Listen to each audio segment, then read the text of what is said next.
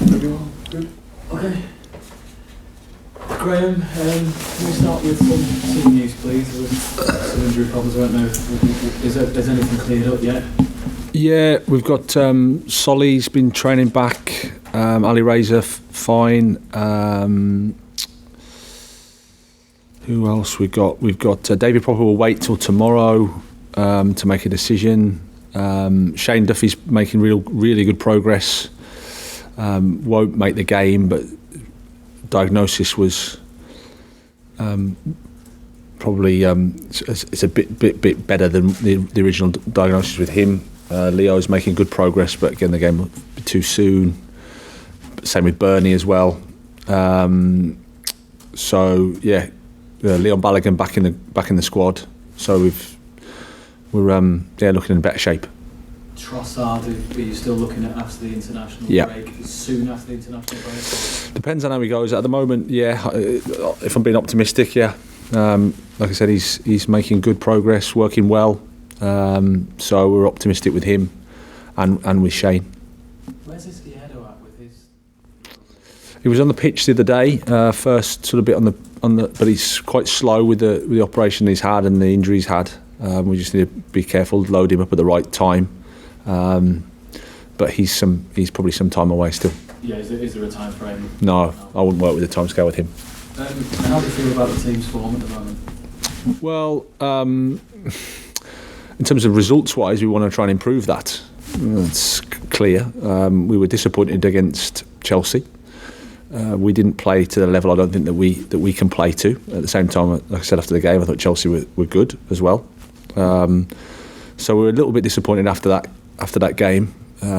Newcastle happy with the performance, certainly first half. So we're performance-wise we've been okay, apart from the Chelsea game. But results-wise we would like to get obviously more points. How do you go about improving and getting those results? Are you confident they will come soon?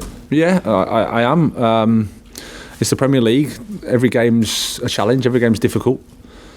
But the challenge for us is to try to keep that consistency of performance and to improve the performance level to get it as high as we can.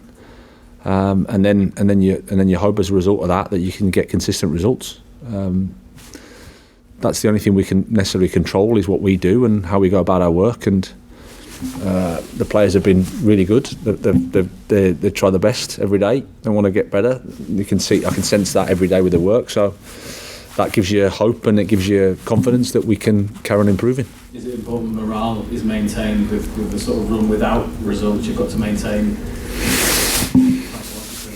I haven't sensed anything, to be honest. I think they're a good, level-headed group. They're disappointed, of course, because we feel that we could have had some more points.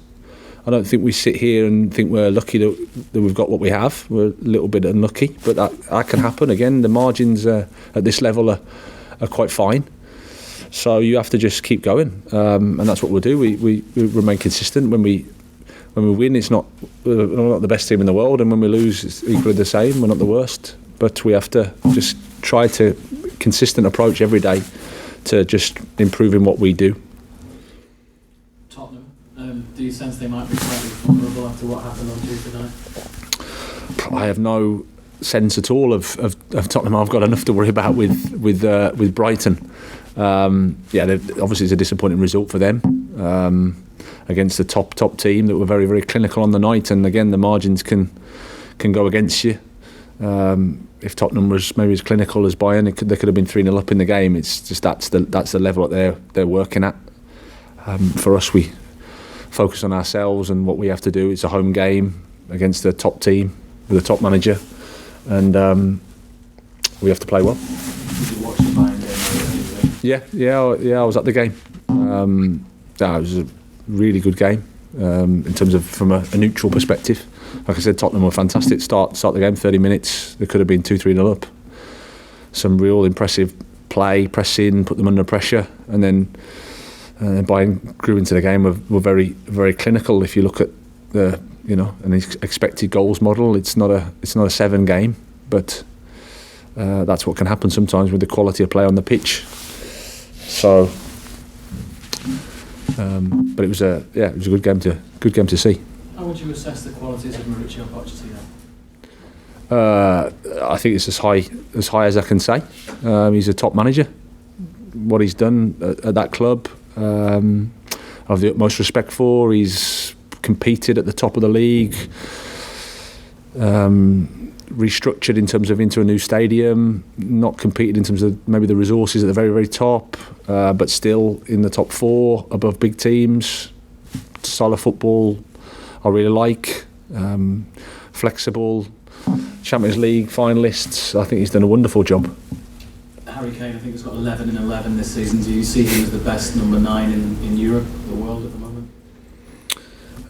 I haven't thought about it to be honest, but he's up there, of course, with that record. I was impressed with him in the game. It's not only his scoring record, but I think what else he brings to the team in terms of his work rate and in terms of how he links the game was really impressive. But he's a top player. Just finally from me, Graham, how important? What's your message to the fans ahead of Saturday? Because it's important you get these home wins on the board, isn't it? Yeah, it is, and they've been brilliant with us. To be fair, it's that they've been brilliant. They've got behind the team. They've supported us. I think they know that every game in the Premier League is a battle. It's hard. That's what it is. That's what you play at this level for. If we just turn up and we know we're going to win, it's not so fun. Of course, we need their help, but I've got no complaints about the supporters. They've been magnificent to us, and hopefully we can give them something to get behind as well in the game, and we can have an enjoyable afternoon. That'll be our aim. Thanks. Graham, you mentioned Harry Kane. I mean, how much of an example is he to players and the way he conducts himself on and off the pitch, and the way about, I suppose, he continually managed to improve his own personal game? No, I think he's the perfect role model, isn't he, for players? Like you say, on and off the pitch, as a young player, probably had some disappointments and had to find a way to get into the team. But his development's been incredible, and he's rightly up there with the best centre forwards in the world, straight European football, and captain of his club and country, and top professional, absolutely top professional. And happy he went out on loan as well. When he could have stayed, and that shows sort of open-mindedness as well. Yeah, and that resilience as well to keep going, to believe in yourself, and just to keep working. I think people always focus on the success and they focus on what they see now, but always with these top players and top people, there's a few setbacks along the way. There's moments that they probably have to go through, tough moments, and they can come through them and get stronger for it, and all credit to him. We've been chatting to Adam Webster, talking about trying to stop someone like Harry Kane. How pleased have you been with his sort of transition into the squad, joining the sort of relatively late, and then moving his way into the team, and how he's progressed? Yeah, that was the challenge for him. He came into the group a little bit late, but he's a really good lad. So I think he settled into the group really well. There's a mutual bond, I think, that is important, and at football level he's had to be patient a little bit, but at the same time when he got his opportunity, you forget, and it's away at Man City. It's not the maybe the best environment to go into if you're looking about making your debut, but he did it really well. We put a bit of responsibility on him in terms of playing out from the back, which he dealt with fantastically. And I think he's getting better all the time. So we're excited about him, and we want to try and help him keep improving. I mean, he felt he was a little bit unlucky with the first Chelsea goal, and he felt he's just got to try and sort of eradicate that from his mind and keep trying to play the same kind of football. Yeah, because that's ultimately what will define his career and determine the level that he'll play at, because he can play at a high level, and he needs to be himself. He needs to play to his strengths, and that is his strengths.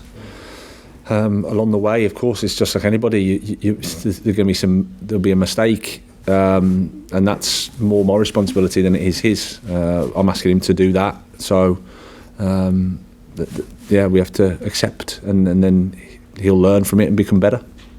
Just finally on Tottenham, in terms of the game against Chelsea, how different will it be? In what ways will it be different? The challenge, another big side clearly, but the way that they play maybe compared to Chelsea.